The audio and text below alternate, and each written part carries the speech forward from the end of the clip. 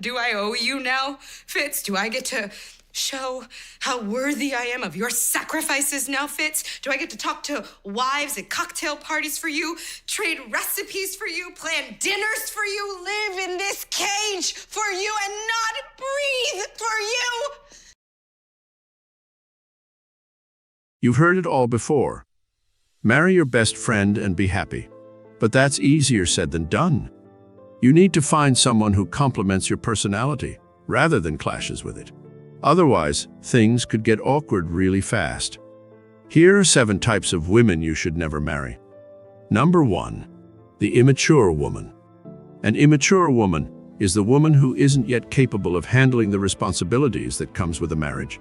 She might be all grown up, but is still a child at heart and doesn't know what is expected of her in a relationship.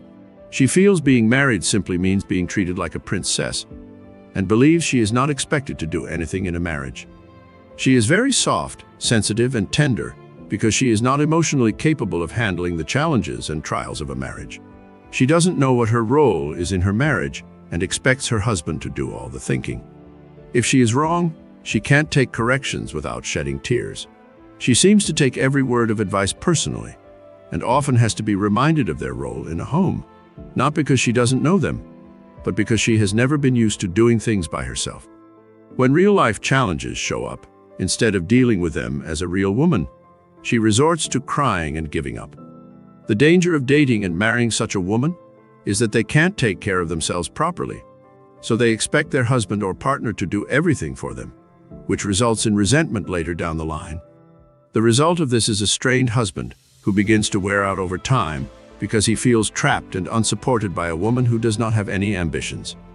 Number 2, the woman who's always right. There is nothing more frustrating than having a conversation with someone who always has to be right. The woman who's always right is a know-it-all. She is arrogant, self-centered, and often displays signs of pride and contempt for other people's opinions. She either tends to disregard them or chooses not to listen at all. She believes that anything that contradicts her opinion is wrong. This type of woman only listens to reply, but doesn't listen to understand. They make conclusions even before the man begins stating his points. She clearly refuses to admit where she is wrong or makes mistakes. Even when she knows she is at fault, her pride and arrogance prevents her from offering an apology. She believes apologizing will make her look weak. Marrying such a woman will only result in frequent conflicts in the home. It's fine to have disagreements, but you should be able to see things from your partner's perspective as well. If you can't do that, then it's probably not a healthy relationship. Number 3, the high-maintenance woman. The high-maintenance woman is all about classiness. She always tries to give the impression that she is successful and a woman of high taste. She often seeks to be admired by everyone else and doesn't believe in a life of simplicity. She's always out to impress others, even if it means impressing those who don't care about her. She would rather spend her money to buy clothes and shoes than use it to support her family. If she doesn't have, she wouldn't mind taking a loan from the bank just to make people believe she is successful. It's always about her ego and pride. The only thing she believes in investing in is her beauty and not in her home. Outside of her home, everyone sees her as a successful woman of elegance who is well off. But inside her home, she is a total failure. A public success, but a private failure. This type of woman will also never help out around the house like cooking food or cleaning up after meals because all she cares about is how she looks and how people perceive her. The problem with the high-maintenance woman is that she is not the type of woman that would stay with a man if he loses his job. She always has an insatiable taste for the big things of life and will never humble herself to do the basic duties of a wife. Number 4, the drama queen. The drama queen is a woman who thrives on chaos and drama. She is always the center of attention and is always looking for ways to create drama. Drama queens are very emotional and tend to overreact to everything. She is always right, even when she's wrong. She has no sense of self-respect and is always ready to start a fight anywhere, anytime with anybody, be it in private or in public. If you're dating a woman that's always arguing, this might be your first sign that she's a drama queen. Drama queens don't mind embarrassing themselves or anyone else in public because they often have no sense of decency. They won't hesitate to turn even the most basic conversations into an argument to prove their smartness. The worst part about drama queens is that they tend not to admit they have a problem. You will always be walking on eggshells around her and will never know what to expect from her. They force everyone else around them to taste their bitterness like some sort of twisted revenge fantasy against mankind. Number 5, the manipulative woman.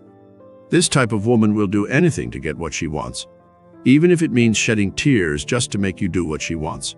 Whether it's convincing you to do something you don't want to do, or getting you to see things her way, the manipulative woman always seems to get what she wants. And while her husband may love her dearly, he may also find himself feeling frustrated, resentful, and even controlled by her manipulative ways. This means he will end up never having a will of his own. He will lose friends, family, and even stands the risk of losing touch with those who had been his support for a long time. It's not hard to see why this is a bad sign for a marriage. The manipulative woman does this because she is typically selfish and self-centered. If her partner notices her manipulative behavior and tries to back out of the relationship, the manipulative woman immediately changes her behavior and becomes an angel. But she does this as part of her tactics to win over his trust. Once he decides not to leave her, she reverts back to her usual self. If you're the husband of a manipulative wife, it's important to understand what motivates her manipulative behavior and how you can deal with it in a way that doesn't make you feel like a doormat. Otherwise, you will never have a happy future and your marriage will be full of pains and regrets. Number 6, the negative woman. This type of woman spreads fear and negativity.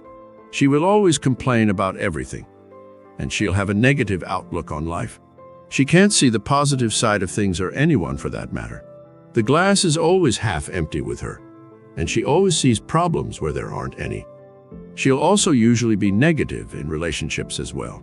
This isn't someone you want to bring home to meet your parents or spend time with when they are feeling down. When you are out for work, the negative woman thinks you are cheating. When you get a call from your manager, the negative woman thinks you might lose your job. Having such a woman in your home will program your family for failure. Women are typically known for being support systems and not people who constantly tell you the world is coming to an end. Number 7, the career-driven woman. There is nothing wrong with being career-driven. After all, we all need to work to make provisions for our families right. But when a partner puts her career above her family life, there are bound to be devastating consequences. A career-driven woman is one who puts her career above her family's emotional needs. She is often too independent for her own good. She's used to being in charge, and she doesn't like to rely on anyone else. This can make it hard for her to compromise, and it can also make it difficult for her to let someone else take the lead. While she might be doing so to serve her family and provide for them, putting her career above her family's emotional needs will make her children grow without experiencing the true love of a mother. On the other hand, though she might be a great woman in terms of her career, she might lack the skills of a good housewife. The career-driven woman is often out working or networking. She's so focused on her own success that she doesn't have time for anything else. This ends up starving those around her of her love and attention.